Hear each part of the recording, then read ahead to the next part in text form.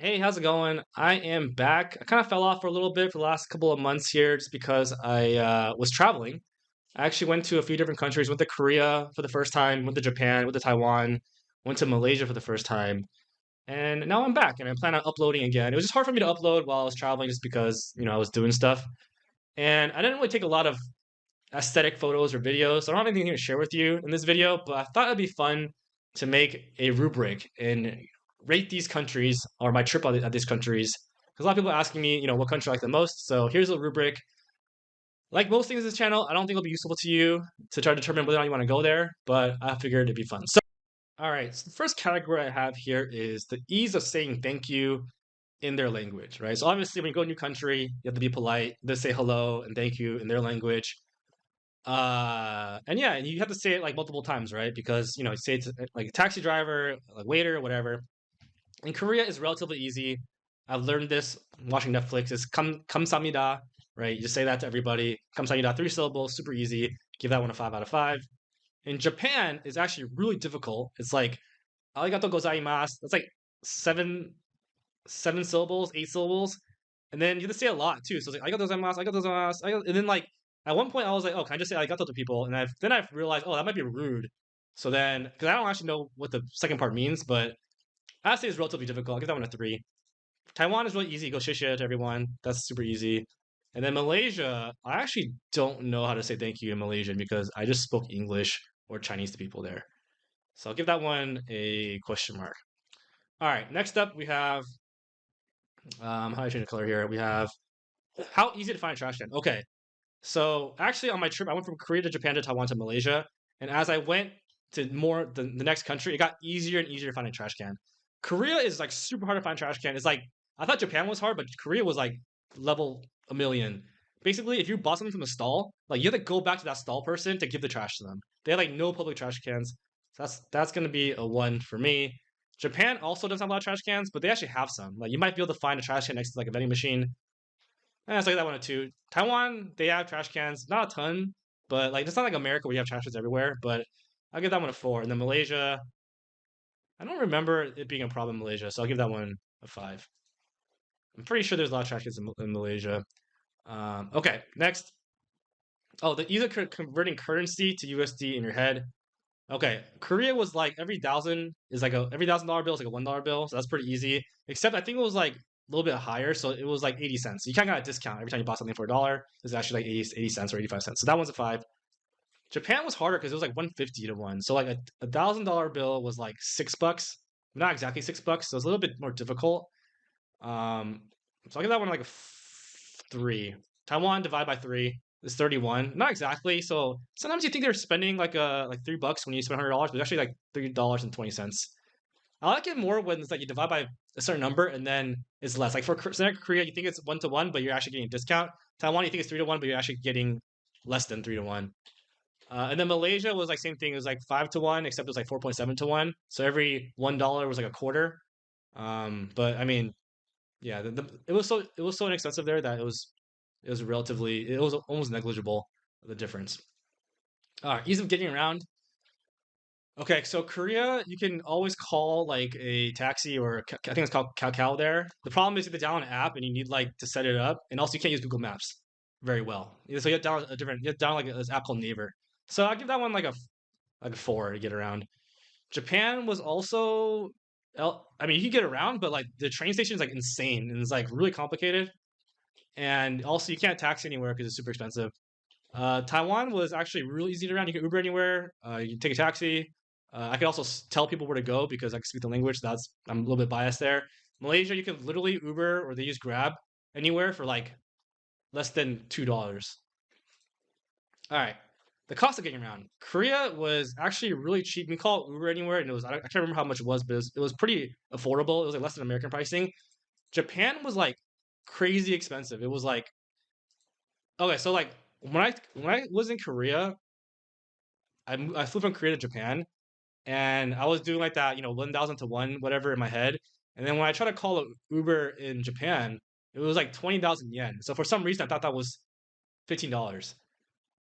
I don't know why. I just thought of it. And then so I called it. I'm seeing the car, and then like I'm watching this taxi is like say raking up, and I'm like, I was at 6,000 yen already, and I was like, oh, what is that? And basically, the ride ended up being like $130 instead of uh instead of $15. So, cost of getting into Japan is really expensive.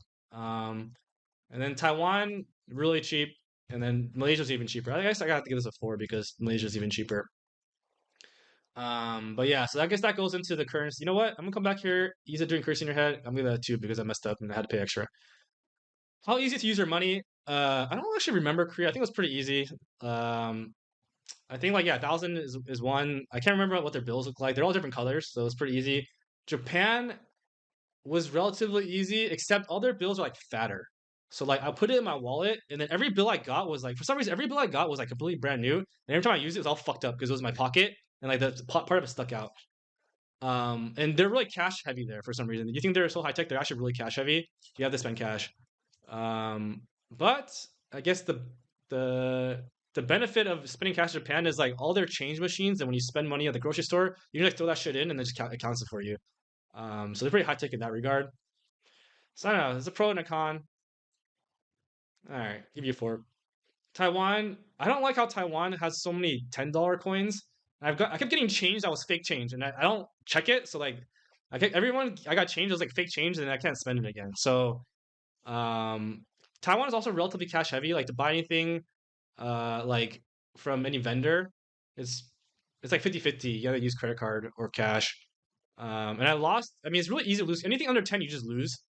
So I'll give that one a four. Oh, you know what? Japan, the $100 coins are so easy to lose, and they're worth like $1.50. So you know what? And then Malaysia, I didn't use any of the change really well, but you know their lowest bill was like $1, which was like 25 cents. So yeah, that's pretty easy. Um, all right. Next up, we have how easy to avoid food if you have a soy allergy. So I have a soy allergy, and it's impossible to avoid food. So this category is really just for me. In Korea, pretty hard to avoid food because everything is probably has soy in it, and it's hard to communicate if it's soy allergy or not. So I just try my best. Japan also pretty hard to avoid soy. Also, I couldn't read anything, and everything was in Japanese. Taiwan, I could at least tell people I have a soy allergy, but it was pretty hard to avoid soy because soy is in everything. And then in Malaysia, I didn't even try. But you know what? In Malaysia, I didn't have that big of a reaction to it. So yeah, all those countries have soy and everything, so it's not that easy.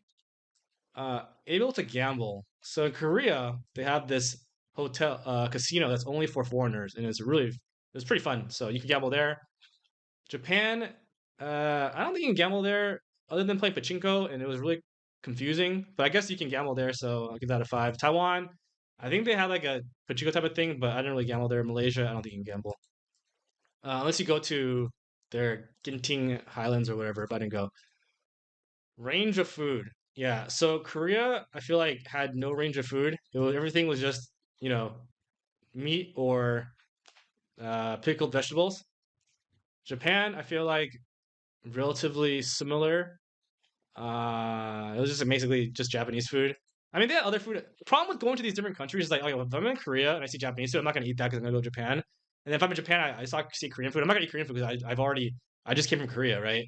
And the same thing with Taiwan. Like so, like the entire time I was only eating that country's food when I was there, and yeah, that's kind of the problem. So Taiwan range of food. I think they have a wider range of food, probably just because I know what's there, and I could actually like talk to people. And then Malaysia had a huge wide range of food.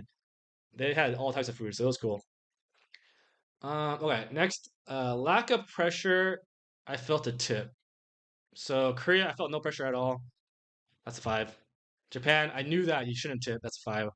Taiwan, I know you shouldn't tip, but sometimes I felt kind of bad, so I tipped. I felt some need to tip, but I also didn't. The problem with tipping, I can make a whole video on this, is like I know they don't expect it, but then you have like an urge to tip just because, especially if you're like getting a massage or whatever, or like a long taxi ride. All right, I don't have that. Yeah, I'll give that a two. And then Malaysia, in Malaysia, I felt like I should have tipped just because I don't know. I know they don't tip either, but then I don't know. I just felt more of a pressure to tip when I was there, not because of anyone did, just internally. All right. Next up, weather when I was there. All right. So obviously these are very arbitrary. So whether when I was there, Korea was really way too cold. Give that a one. It was freezing. I was wearing shirt, wearing like a down jacket and like a beanie, and I went outside and like girls were wearing like slippers and skirts, and I was like, what the fuck? But I'm not. I'm from California, so I'm obviously scared of cold. But like, okay, I can understand the skirt maybe, but they're wearing slippers. It's like your feet. I don't know. I don't know. How are your feet not cold? Japan was also cold, but not as cold. Taiwan was also cold, but not as cold. Malaysia was really hot. It was like almost too hot. All right. How clean was it? Ooh, Korea, so clean. Oh my God, Korea's clean. It's like really clean. Japan, obviously Japan's hella clean. And I felt, yeah, I was like, Japan and Korea are both really clean. Taiwan, I think, was also relatively clean, but could use some work. And then Malaysia, I don't know. Yeah, Malaysia was not exactly something that you could consider clean. All right, ability to get around with English. Um, yeah, Korea. Nobody like. I just consamida everyone, and that was it. Like I don't try to speak English with anyone. I'm pretty sure no one else speaks English. Same thing with Japan. They don't give a fuck about. They don't even try. They're just like, all right, they just don't talk to you. Taiwan, really easy to get around with English. Everyone tries, and I can speak Chinese as well, so that's fine. And then Malaysia, so easy. I didn't even try to speak. Even their own like airport didn't even have like they speak on your comm is like they say something in English, say something in whatever. They only had like Cantonese, and because I flew a Cantonese, like I flew Cathay. They only had like Cantonese and English. They didn't even have Malaysian, which is weird. So yeah, that was fine. And then next one I have here, accessibility to crane games. Yeah, I really like crane games. Play a lot. Japan's a five, Korea's a five, Taiwan's a five, Malaysia.